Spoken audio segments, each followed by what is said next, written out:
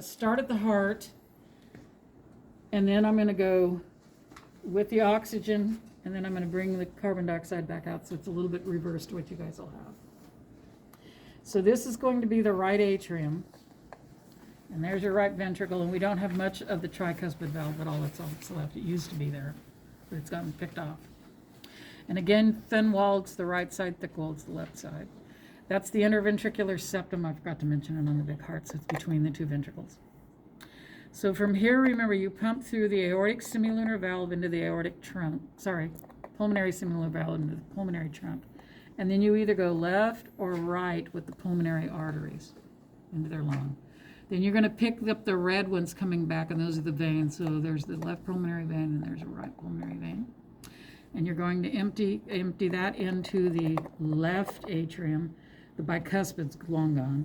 Into the left ventricle, then you pump it through the aortic semilunar valve into the ascending aorta, the aortic arch, descending aorta, and there's your abdominal aorta there. So we'll keep taking this. I'm going to start up here in the head area. So again, you've got this piece, and that little end right there is going to be the brachiocephalic artery.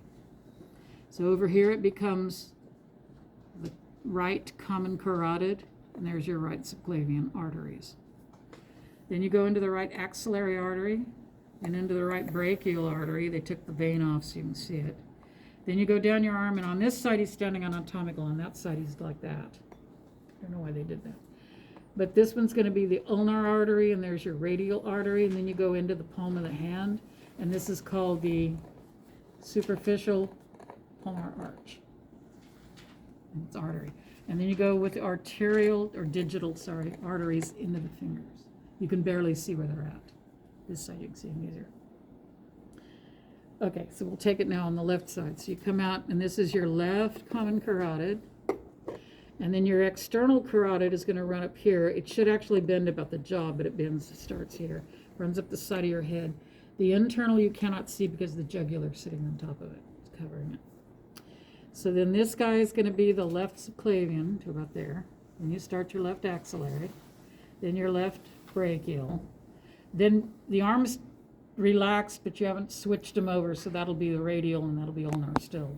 Then they switch. And this is the deep palmar arch. This one's on top of it, so they took the bones off too because they're both in palm. Like palmar arch. So this is superficial, and this one covers that one. And then your digital arteries on the left. When you come out your inferior vena cava, you have different things. This should not come off this branch. This should be independent. This guy curves up, and it's going to the diaphragm, so that's the inferior phrenic artery. These other three should come out of the same point. So you've got this one, and that one should all come out of the one point. That's the celiac trunk where they come from. You'll see it on a couple of other models. This piece that doesn't go anywhere because the stomach's clipped out, that's the left gastric artery.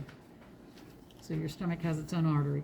This one's going to the spleen, that's the splenic artery. This one's coming to the liver, that's the hepatic artery. Okay, so they're all getting their food. Then this little stump is all you have of the superior mesenteric artery. So it feeds the small intestine. And then it's always over top of this vein right here, and that's going to be your left renal vein. It's always where it sits on every model. Then underneath it, you have your left renal artery and your right renal artery. They're coming out of that the abdominal aorta. And then you've got this number 6 going down. That's the inferior mesenteric artery. It's feeding the large intestine. And this guy on the left or this one on the right that are long are the gonadal arteries. We don't know if this is male or female, so we don't know if it's ovarian or testicular, so just gonadal. When you come to the end of the aorta, it branches into the left and right common iliac arteries. And then they branch again into the left or right internal and the left or right external iliac arteries. That'll become over here the left femoral artery, and then all the way into the left posterior tibial. And this one, they kind of cut the femoral and then pick it up again. So that's got all the oxygen to every tissue. So if one of these arteries gets nicked, you can bleed to death, right? Yes. Yep. But where they sit, so if you look at kind of the positioning, the veins are typically closer to the surface of the body. I mean, the arteries protected. And of course, you have all your guts here anyway. Mm-hmm. So the veins are protecting the arteries so they get cut first. You can lose a lot of blood, but you can have the ability to close them off because you're not under pressure. The arteries, they're spurting, and you're under high pressure, and you just go out. Now, I'm going to take now the flow back to the heart. I'm going to start in the toes, so you actually have digitals in your toes. We ignore that. We ignore this guy too. So we're coming up with the longest vein in your body, and that's the greater saphenous vein. This is the one they'll cut when they're going to do bypass on your heart. So they're going to bypass those arteries with this vein. They cut between the valves to do it. And if they do it a second time, they're going to get this really messed up, but your leg will have worse circulation back, a lot of swelling. So this guy, you can see how long it is. It goes all the way up. And over top, it's going to join with this femoral vein. So there's the edge. Then once the femoral ends, you pick up your internal iliacs and your external iliac veins, and then the common iliac vein, and then into the inferior vena cava. And then that's how the renal veins will do, right and left. They join the inferior vena cava. This mauve kind of color is a separate thing I'll do under digestion, so that's the last unit too. So it's part of the hepatic portal system, as they call it. So we're coming back up, you pick up your hepatics, and you do have a splenic vein, obviously. So it still comes in and then comes into that right atrium. From your fingers, your digital are the blue over here, and they left them off on the left side totally. So we have right digitals. And then you have a palmar venous arch. That's what this one is opposed to. Superficial or deep palmar arch. Now the word venous gets added. We did skip, but you have still your radial and your ulnars coming up, and they're going to join over here, this guy that's kind of Y-shaped. This is going to be the cubital vein, medial cubital vein. So it makes a Y, and that's why they can take blood on either side. So they're feeling out either one of those. And then you're coming up on this bottom side, that's called the basilic. It'll join the brachial that they cut. So you can just see the edge of the brachial coming in. It was covering the artery. That's why they cut it out of the way. And then that joins the axillary. Okay. And then you're going to join on this one. Now, if I put my arm out this way, I've got one on the bottom. That's the basilic base. The one up here, if I pull it all the way up to my head, is the cephalic. So this is the cephalic vein.